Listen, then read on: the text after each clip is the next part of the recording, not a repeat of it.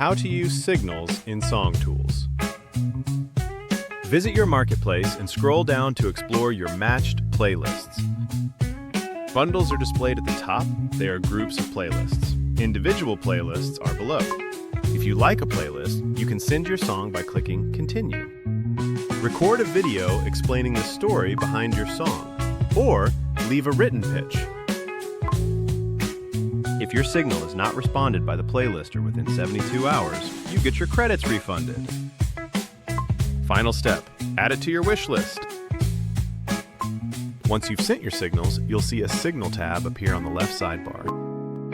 Here, you'll see the results from your signals, which playlists added you, which ones are pending, and which ones expired. On the right, you can click on the playlister's logo to watch their video feedback.